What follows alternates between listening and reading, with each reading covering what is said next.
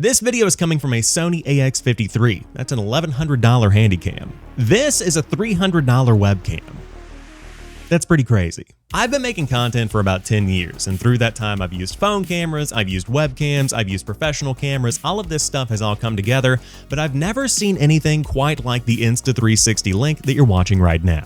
Insta360 is somewhat of a GoPro competitor. They have a lot of action cams in their lineup if you check out their product page, but this webcam, the Insta360 Link, is a new addition to their lineup that really took the world by storm towards the end of 2022. The Insta360 Link is a 4K 30fps webcam, but it can also do 1080p 60 as well as anything below that, which is what you're watching right now. But the key here is that if you hold up your hand, you're actually able to activate a motion sensor that will follow me around the room. As I sit up in my chair, the webcam follows me, and this is the big gimmick, this is the big draw of having this webcam. You might be saying, Sam, what's the purpose of having a webcam with a motor built into it? Do I really need motion baked into my webcam? And no, you don't need it, but think about the benefits that could come from it. For streamers, it always keeps you in frame, which is always a big benefit for live content where you're moving around the room, shifting in your chair. You'll always be directly where you need to be. But on top of that, if you want to do push-ups in between rounds of Call of Duty for added additional entertainment value, you can do that without needing an overhead cam or a secondary camera. It just does it automatically. Like I did before, you can show off things that are in your room. If you stand up to stretch, it follows you. You can keep eye contact with chat. Whatever you need to do, it just works with you rather than works against you. For the people out there that are making more traditional content, this is also great because of the presets that are in the Insta360 Link software. So you can set one close-up shot, you can set one wide shot, maybe one in the corner of your room, or maybe even one that's an overhead view, and you can click to it and immediately your camera changes to it. No adjusting camera settings, no adjusting zoom. It's all just there with the push of a button, which makes shooting content so much easier. And when shooting content is easy, it makes editing easy because you shoot what you want versus having to edit and make it happen. Now that's not the only functionality you're working with here, because you can also throw in an L and you can actually zoom in your shot if you need to just make a small little quick adjustment. So it's not going to be as dialed in as zooming in via OBS or something, but again, just zooming in, zooming out, you can pretty much do whatever you need to do just with a couple of movements of your hand. For me and my lighting, this one's kind of a hit or a miss. Sometimes it picks up the L, sometimes it doesn't, but hey, we'll take what we can get. Another awesome feature of this camera is AI zoom. So let's say that I wanted to show you something that was on one of the shelves behind me in the middle of a stream.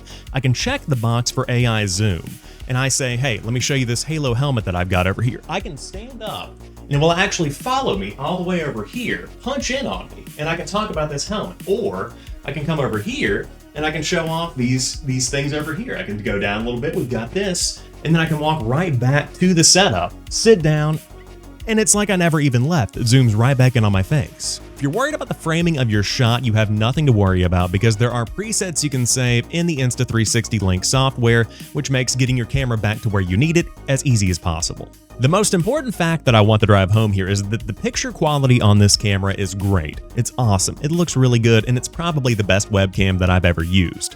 But if you're not using the motor functionality, you are getting a fraction of your money's worth. Now there are two more features I want to show off that I think are going to be very useful for some of you. For streamers that want to show off their keyboard as they're playing. For teachers who want to show off what they're writing on their desk. Potentially if you do unboxing videos, these two modes are going to help you in a big way.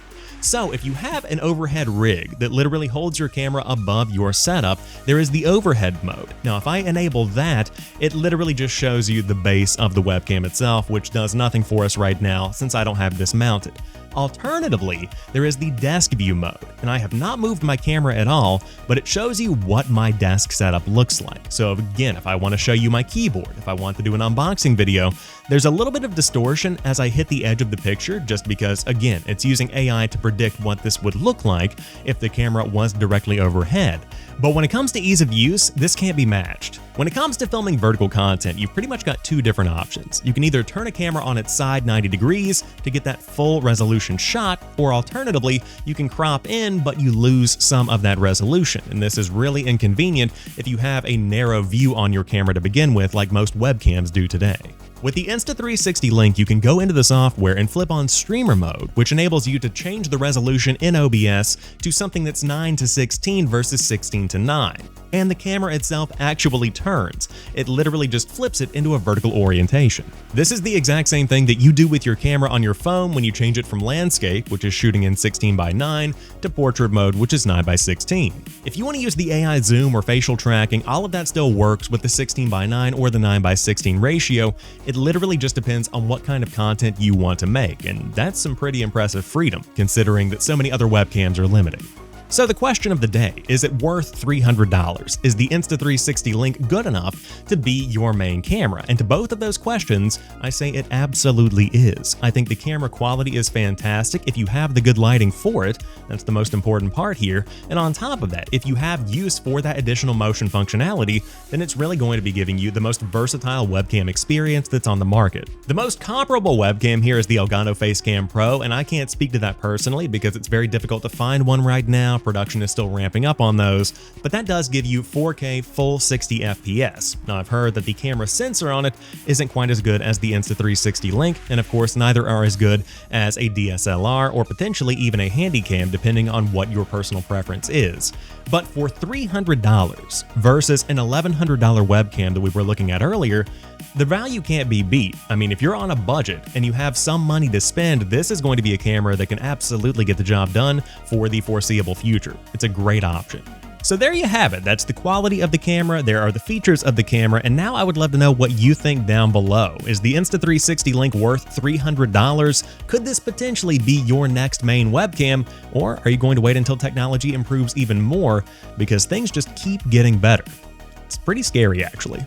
As always, if you're new here and you enjoy what you see or what you hear, be sure to hit that subscribe button to keep coming back for more, and I'll catch you on the next one.